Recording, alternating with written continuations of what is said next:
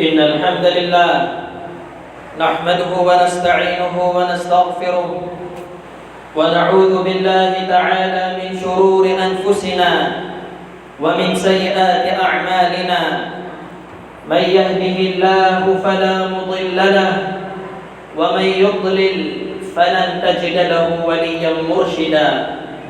أشهد أن لا إله إلا الله وحده لا شريك له وأشهد أن محمدا عبده ورسوله وصفيه وخليله وأمينه على وحيه أرسله ربه تبارك وتعالى رحمة للعالمين وحجة على العباد أجمعين.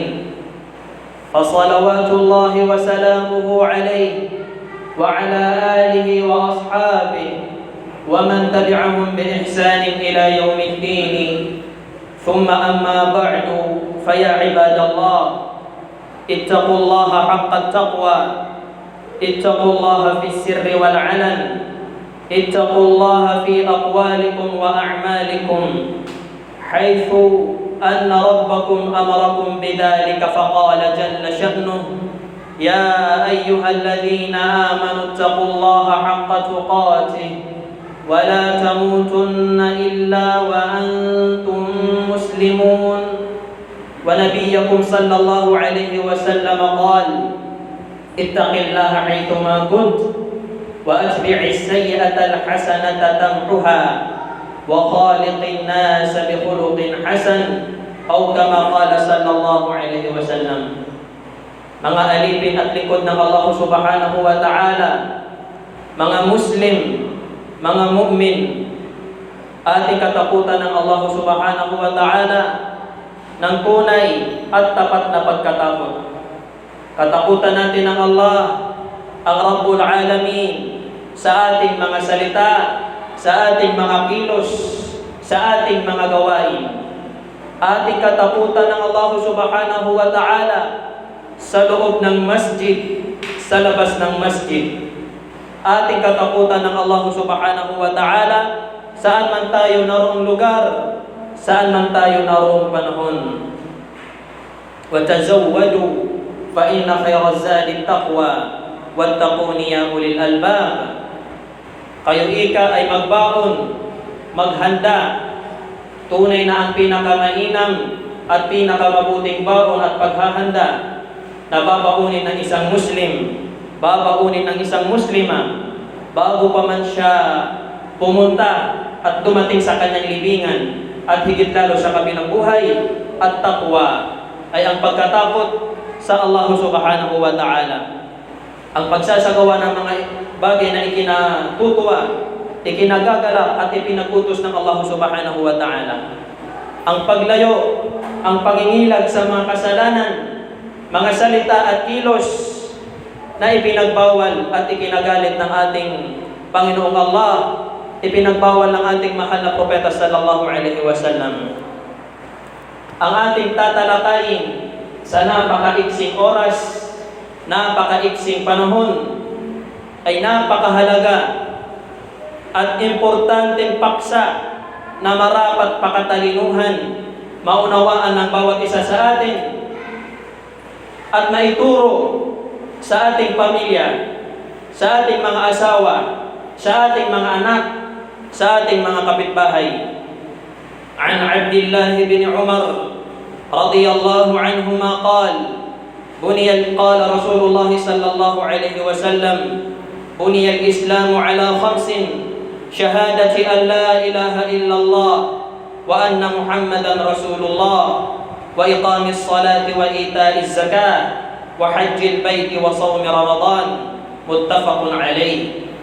Hadith, kasabihan ng ating mahal na propeta sallallahu alaihi wasallam, araw-araw palagian nating naririnig sa ating mga ulama.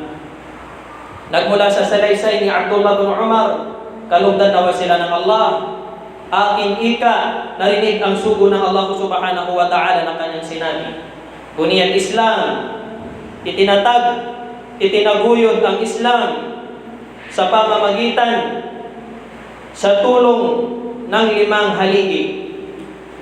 Shahadati an la ilaha illallah wa anna Muhammadan Rasulullah, ang pagsaksi ng bawat isa na walang karapat-dapat sambahin, walang karapat-dapat na pag-ukulan, pagbigyan ng tunay na pagsamba, maliban na lamang sa Allah subhanahu wa ta'ala.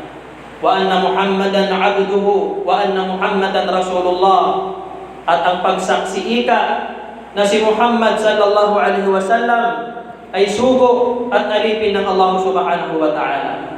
Wa iqamis salat, at ang pagtindig, ang pagtataguyod ng sala, mga salang inobliga ng Allah subhanahu wa ta'ala sa kanyang mga alipin at lingkod.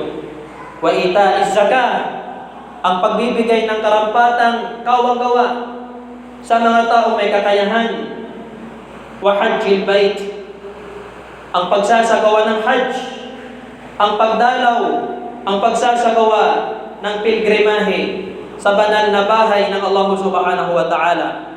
Wa sawmi Ramadan, at ang pag-aayuno sa buwan ng Ramadan. Ang hadith na ito, mga alipin ng Allah subhanahu wa ta'ala, isa sa mga kauna-unahang marapat na malaman, maisaulado ng isang Muslim, isang Muslima, lalaki man o babae. Ito ang mga kaalaman, mga karunungan hinatulan ng ating mga ulama na individual mandatory, fardu ain, palyugat ko piso katawan. Muslim amama, Muslim abai. Muslim ay mananiyan na sabut, atau kay mananiyan na dapat rautan na sabut. Langon piti klase na Muslim na kinanglan na manadiran. Ay mananiyan nagyan kay mananiyan na hadith Rasulullah sallallahu alaihi wasallam. Ang sala, mga alipin ng Allah subhanahu wa ta'ala, ang pagdarasal ay pangalawang haligi na itinakda at inobliga ng Allah subhanahu wa ta'ala. Lahat tayo nakakapatid, nakakaalam ng kahalagahan ng sala. Gaano kahalaga at kataas ang karangalan ng sala sa Islam. Hindi matatawag na isang Muslim ang isang lalaki. Hindi matatawag na isang Muslima ang isang babae, liban na lamang kung kanyang isa sa katuparan sa kanyang sarili ang sala. Wa anhu qala Rasulullah sallallahu alaihi wasallam, at nagmula kay Abdullah bin Umar, qala sallallahu alaihi wasallam, sinabi ng mahal na propeta sallallahu alaihi wasallam, umirtu an uqatilan nas, ako si Muhammad, ako ang sugo ng Allah na siyang pinagutusan na makipagbuno, makibaka, makipagpatayan sa mga tao, hatta yashhadu an la ilaha illallah, hanggang sa sila ay sumaksi ng la ilaha illallah. Kanilang isuko ang kanilang mga sarili sa tauhid, sa kaisahan ng Allah subhanahu wa ta'ala. Hanggang sila ay sumaksi na walang karapat-dapat na sasambahin tunay maliban na lamang sa Allah, at kanilang sasaksihan na si Muhammad ay sugo, lingkod at alipin ng Allah subhanahu wa ta'ala. Wa yuqimus salat, at kanilang itindig ang pagdarasal. Wa yu'tuz zakah, at kanilang ibigay ang karampatang kawang-gawa na itinakda ng Allah subhanahu wa ta'ala. Fa idza fa'alu dhalik, kung kanila gagawin yan, sila ay sasaksi ng tauhid, sasaksi ng la ilaha illallah, sasaksi na si Muhammad ay sugo at alipin ng Allah. Kanilang itindig isa katuparan ang sala, kanilang ibigay ang karampatang zakah. Fa in fa'alu dhalik, kung kanilang gagawin yan, asamu minni dima'ahum wa amwalahum, katunayan na kanilang naprotektahan, kanilang napangalagaan at nailigtas ang kanilang mga dugo, ang kanilang mga sarili, ang kanilang mga pagmamayari, ang kanilang mga ari-arian, ang kanilang mga kayamanan, illa bihaqqil Islam, maliban na lamang sa karapatan ng Islam, sa karapatang kunin at samsamin ng Islam. Wa hisabuhum ala Allah tabaraka wa ta'ala, at ang paglilitis patungkol sa bawat isa, kung tunay nga o hindi tunay ang kanyang pagsaksi. kung tunay o peke ang kanyang la ilaha illallah. Ang paglilitis sa mga taong yan, sabi ng Allah subhanahu wa ta'ala, ay ang Allah lamang ang mamamahala sa kabilang buhay. Itong hadith, mga alipin ng Allah subhanahu wa ta'ala, napakalinaw na tumutukoy sa kahalagahan ng tauhid, kahalagahan ng sala sa bawat isa. Magiging proteksyon ng bawat isa mula sa government ng Islam, kung mayroong Islam state na tinatawag, ang kanyang din. Magiging proteksyon ang kanyang din, ang kanyang sala, ang tauhid, ang pagbibigay ng zakah mula sa kamay ng Islam. An Abi Hurairah radhiyallahu anhu, awwalu ma yuhasabu alayhi al-'abdu yawm al-qiyamah min 'amalihi as-salah, min 'amalihi salatuhu, fa in saluhat faqad aflah, wa in fasadat faqad khaba wa khasir. Nagmula sa salaysay ni Abu Hurairah radhiyallahu anhu, mula sa mga tanyag na sahaba ni Propeta sallallahu alaihi wasallam, ang kauna-unahan ika ayon sa mahal na Propeta sallallahu alaihi wasallam, ang kauna-unahang lilitisin, bibilangin sa alipin mula sa kanyang gawain, mula sa kanyang mga gawain ginawa sa dunya sa kabilang buhay, ang kanyang sala.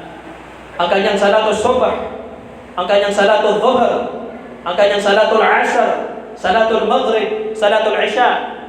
Ang 5 sala na itinakda ng Allah subhanahu wa ta'ala, siyang kauna-unahang bibilangin at hahatulan ng Allah subhanahu wa ta'ala sa araw ng pagtitipan, sa araw ng makadadaupang palad ng Muslim ang Allah subhanahu wa ta'ala. Wa in fasadat faqad khaba wa khasir.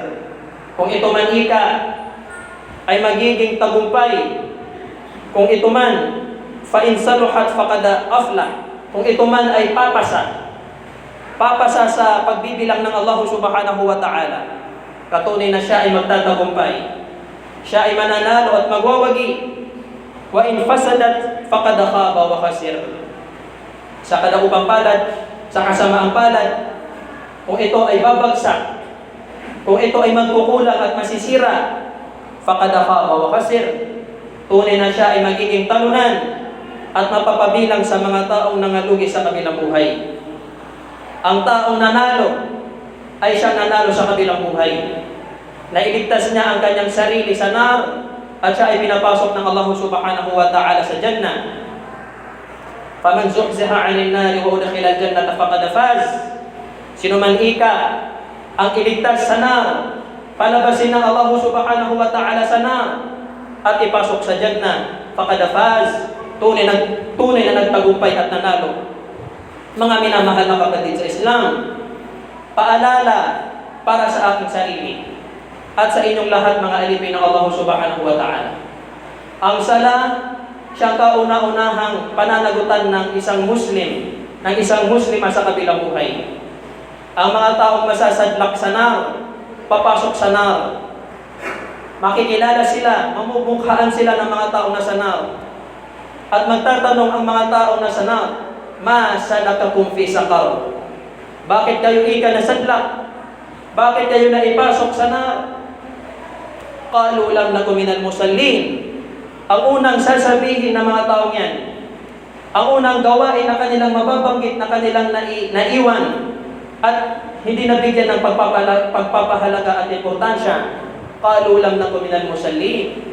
Kami ika ay hindi napabilang sa mga hanay, mga taong nagsasala, mga taong pumapasok sa masajid, mga taong nasa kanilang musalla sa tuwing ang itinatawag ang kadakilaan ng Allah subhanahu wa ta'ala. Lam nakum minal musallin. Kami mapad ko mga barasang ko yan. Walam nakum nut'imul miskin. At hindi kami napabilang sa mga taong nagpapakain, ng mga taong naghihikahos. Wa kunna nakhudu ma'al khaidin. At kami napabilang sa mga taong naging abala, no? Naging abala sa kamunduhang bagay. Naging abala sa mga bagay-bagay na walang kinalaman sa paggunita at pag-alala sa Allah subhanahu wa ta'ala, hatta atana al-yaqin, hanggang sa kami ay datnan ng kamatayan. Kami ay datnan ng aming kamatayan ay tinakda ng Allah subhanahu wa ta'ala. Ang isang Muslim, marapat niyang pagsumikapan ang mga sala sa mga itinakdang oras nito. Ang Allah subhanahu wa ta'ala ay nagwika sa banal na Quran sa mga tao na kanilang dinidelay, hinuhuli ang mga sala sa mga itinakdang oras nito. Mga taong nagpapakitang tao sa kanilang mga sala. Sila ay nagdaraos ng sala, mga alipin ng Allah subhanahu wa ta'ala, pero hindi sila nakaligtas sa parusa at pagbabanta ng Allah subhanahu wa ta'ala. Ano kaya, mga alipin ng Allah, ang magiging kalagayan na mga taong wala na sa kanilang isip ang sala? Buong taon walang salang bibilangin sa kanila. Ni Salatul Jumu'ah, bibihira na siya ay magdaos ng Salatul Jumu'ah.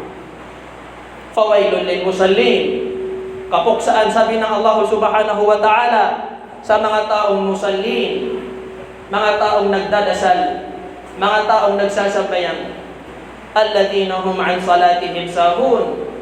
Sila, sabi ng Allah, sa kanilang mga sala ay pabaya. Tinawag sila ng Allah na mga musallin, nagdaraos, nagsasagawa ng sala. Sila na sa kanilang mga sala ay naging pabaya. Si Ibn Abbas radiyallahu anhuma nagbigay ng paglilinaw sa aya ng Allah subhanahu wa ta'ala. Ang taong naging pabaya sa sala ay hindi yaong taong itinigil niya ang sala. Hindi yaong taong hindi nagsasala. Ang taong naging pabaya sa sala, yuakhiruha an mawaqitiha. Yung taong na kanyang pinalalagpas ang mga sala sa mga itinakdang oras nito. Magsasala ng salatul subh kapag sumikat na ang araw.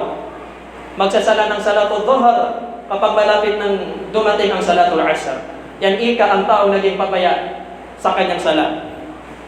Alladhina hum yura'un, sila na mga nagsasala, pumupunta sa masjid. Ang nagtulak sa kanila, bakit sila pumunta sa mga bahay dalanginan ng Allah, ay ang pagpuri ng mga tao sa kanila. Kipikilay ng mga galabak. Ayaw niya katulod o masjid. Ayaw niya katulod si Kuwaymanan niya nakasungyan sa masjid. Nasuwaymanan niya ng mga mga tao. Sumakat karo, mga bentugan ng mga tao ay bentog sa Kuwaymanan niya na barasan bayan.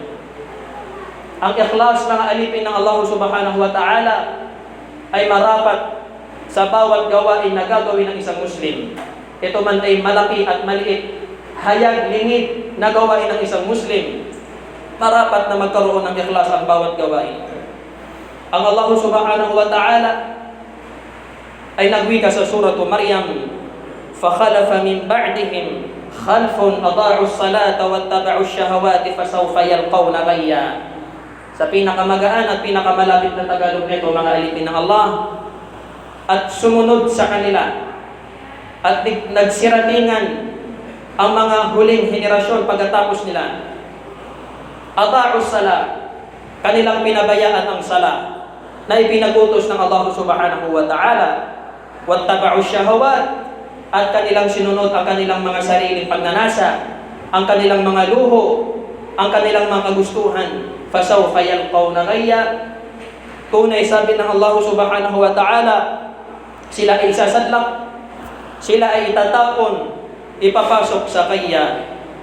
Si Ibn Kathir rahimahullahu ta'ala nagsabi sa kanyang tafsir, lamma dhakara ta'ala hizbas su'ada wa humul anbiya wa man ittaba'uhum min al-qa'imina bihududillahi wa awamirihi al-mu'addina fara'idallah, dhakara annahu khalafa min ba'dihim khalfun ay qurunun ukhar. Nang ang Allah subhanahu wa ta'ala ay kanyang sabihin, ikwento at banggitin sa surah Maryam ang mga grupo ng mga taong magiging masaya sa kabilang buhay. Sila yaong mga anbiya, mga propeta at sugo ng Allah subhanahu wa ta'ala, at mga taong sumunod sa kanila. Al-qa'imina bihududillah, mga taong kanilang isinasakatuparan ang mga batas at kautusan ng Allah subhanahu wa ta'ala. Al-mu'addina fara'idallah, kanilang ginagampanan ang mga obliga na inobliga ng Allah subhanahu wa ta'ala. Pagkaraan banggitin ng Allah subhanahu wa ta'ala si Musa, si Ibrahim, si Idris, si Ismail sa surah Maryam, at ang kanilang mga tagasunod. Sinabi ni Ibnu Kathir, sinabi ng Allah subhanahu wa ta'ala, at merong grupo, merong pamayanan na sumunod sa kanila. Ada'us salah, ang kauna-unahang kasalanan, ang kauna-unahang kapintasan na binanggit ng Allah subhanahu wa ta'ala sa mga tao ito. Hindi ang kanilang pagririba, hindi ang kanilang zina, hindi ang kanilang pagnanakaw, hindi ang kanilang panglilipa, hindi ang kanilang paglalamang. Ada'us salah, kanilang isinawalang bahala. Hindi nila binigyan ng pagpapahalaga ang kanilang sala. Wattaba'u syahawat, at kanilang sinundan, at kanilang sinunod ang kanilang mga luho at pagnanasa. Sabi ni Imam Ibnu Kathir, wa idza ada'uha fahum lima siwaha min alwajibati adya'. Kung yung mga taong yan, sabi ni Imam Ibnu Kathir, na binanggit ng Allah, kanilang pinabayaan, isinawalang bahala ang sala, na ang sala siyang pinakamatibay na haligi ng Islam. Ang sala siyang kauna-unahang lilitisin at bibilangin ng Allah sa kabilang buhay. Kung kanilang isiwi na lang bahala, tinanggalan ng pagpapahalaga, tinanggalan ng importansya ang sala, sa mga ibang obliga na inobliga ng Allah subhanahu wa ta'ala, ay mas higit lalo na kanilang hindi pagpapahalagahan. Huwag mo nang asahan ang taong hindi nagsasala na ito ay magbibigay ng zakat. Sabi ni Imam Ibnu Kathir, huwag mo nang asahan sa isang muslima na hindi nagsasala na siya ay magiging masunurin sa kanyang asawa. Kung ang karapatan ng Allah subhanahu wa ta'ala, sabi ni Imam Ibnu Kathir, isinawalang bahala ng isang taong ito, paano pa kaya ang ibang mga kautusan, ang ibang mga karapatan ng Allah subhanahu wa ta'ala? Ating idalangin sa Allah subhanahu wa ta'ala na tayo ay kanyang patawarin ang ating mga magulang, mga kamag-anak sa kanilang mga kasalanan. Tayo ay bigyan ng Allah subhanahu wa ta'ala ng lakas na ating maisakatuparan ang mga inobliga ng Allah subhanahu wa ta'ala sa atin. Aqulu ma sami'tum wa astaghfirullah li wa lakum wa li sa'iril muslimin min kulli dhanb fastaghfiruhu innahu huwal ghafurur rahim.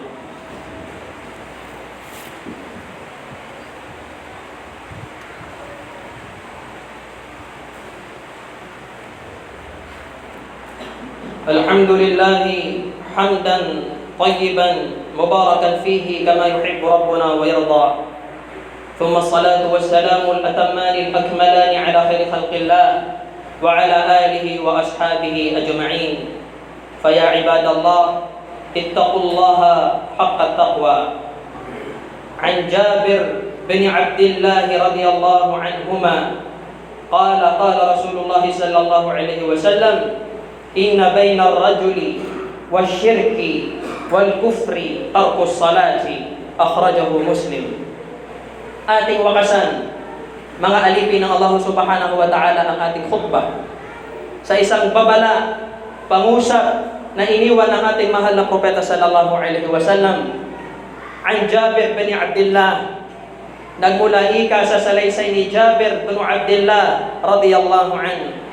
Sinabi ng ating mahal na propeta sallallahu alaihi wasallam, inna bainar rajuli, tunay na ang pagitan ng isang lalaki o ng isang babae, ang pagitan ng isang tao at ng shirk, ng pagtatambal sa Allah subhanahu wa ta'ala, at ng kufr, pagtakwil, kawalang paniniwala sa Allah subhanahu wa ta'ala, ay ang pag-iwan ng sala.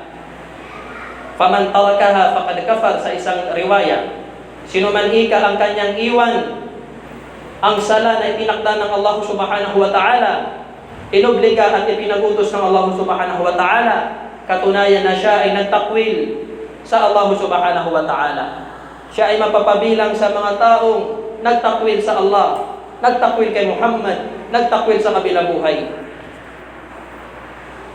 Araw-gabi, mga alipin ng Allah subhanahu wa ta'ala, buhat nang tayo ay gumigising sa ating mga higaan, una nating naisip ang hanap buhay. Meron pa ngang mga ibang tao, hindi kanya kakausapin kung ang iyong paksa ay walang kinalaman sa paghahanap buhay.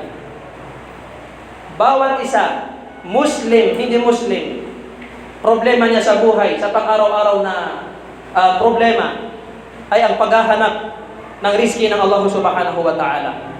Paano niya matutustusan ang kanyang sarili? Paano niya matutustusan ang kanyang asawa? Ang kanyang anak? Paano niya mababayaran ang kanyang mga binabayaran? Si Abu Khallad rahimahullahu ta'ala, isa sa mga tabi'in, ma min qawmin fihim man yatahawanu bis salati wala ya'khuduna ala yadayhi illa kana awwalu 'uqubatihim an yanqusa min arzaqihim. Ito ay naiulat ni Ibn Rajab al-Hanbali sa kanyang kitab na Fathul Bari.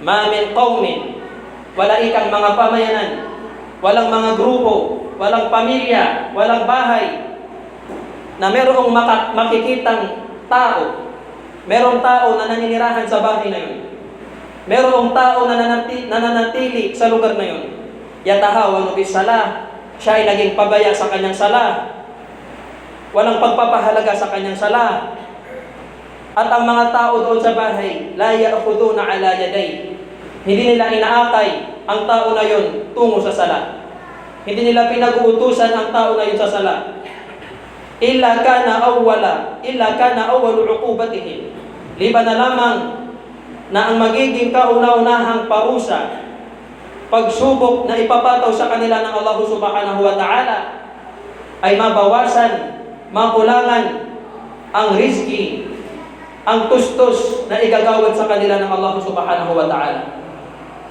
Biyaloy wala asabab, biyaloy wala abanay, suay mananiyan na kababali utaw abara sambayan. Siya ko'y mananiyan na kabukay wallah, siya ko piti barangan na rizki, ay bagay niyan siya ko'y mananiyan na kuripan niyan. Iniba na yung Allah subhanahu wa ta'ala akinanglan na mabaloy abara sambayan, abara simba.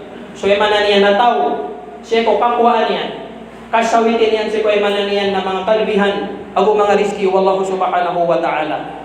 An Abi Darda radiyallahu an, awsani khalili, ayon kay Abu Darda radiyallahu an, ako ika ay pinayuhan ng aking kaibigan na si Muhammad sallallahu alaihi wasallam, alla tushrik billahi shay'a wa in qatta'ta wa in qutti'ta aw hurriqta.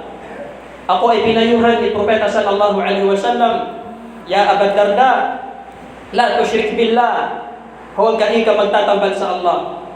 Wa in qutti'ta, kahit ikaw ay hinati, kahit ikaw ay sinalvage, wa hurriqta, at kahit ikaw ay sinunog, wala tatruk salatan maktubatan muta'ammidan, faman tarakaha muta'ammidan faqad bari'at minhu dhimmah.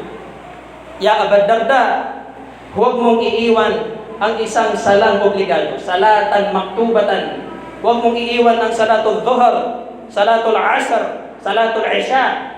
Huwag mong iiwan ang isang sala na kabilang sa 5 sala na inobliga ng Allah nang sinasadya.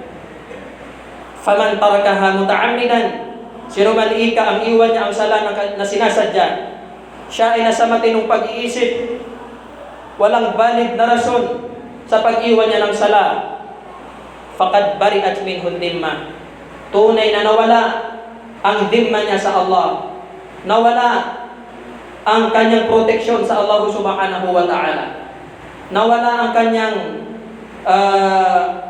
nawala ang dhimma, nawala ang proteksyon at pangangalaga ng Allah subhanahu wa ta'ala sa kanya dito sa dunya, sa kanyang libingan, at higit lalo sa kabilang buhay. Wala tashrabil khamra fa innaha miftahu kulli syarr, akhrajahu Ibn Majah wa hasanahu al-Albani.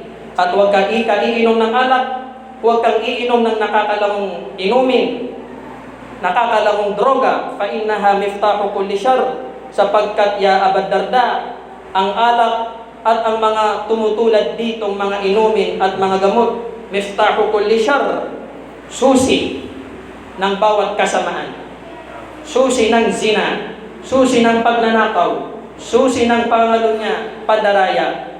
Ating idalangin sa Allah subhanahu wa ta'ala na tayo ay kanyang ilayo sa mga muharramat, pag-aalinawa ng Allah subhanahu wa ta'ala sa atin ng ating sala. Ala tusalluna wa tusallimuna ala nabiyyikum fa inna rabbakum amarakum bidhalika faqala jalla sha'nuh يا أيها الذين آمنوا إن الله وملائكته يصلون على النبي يا أيها الذين آمنوا صلوا عليه وسلموا تسليما اللهم صل على محمد وعلى آل محمد كما صليت على إبراهيم وعلى آل إبراهيم إنك حميد مجيد وبارك على محمد وعلى آل محمد كما باركت على إبراهيم وعلى آل إبراهيم إنك حميد مجيد اللهم أت أنفسنا تقواها وزكها أنت خير من زكاها أنت وليها ومولاها برحمتك يا أرحم الراحمين اللهم حبب إلينا الإيمان وزينه في قلوبنا وكره إلينا الكفر والفسوق والعصيان واجعلنا من الراشدين اللهم إنا نعوذ برضاك من سخطك وبمعافاتك من عقوبتك وبك منك لا نحصي ثناء عليك أنت كما أثنيت على نفسك وصل اللهم على نبينا محمد وعلى آله وأصحابه وبارك وسلم قوموا إلى صلاتكم رحمكم الله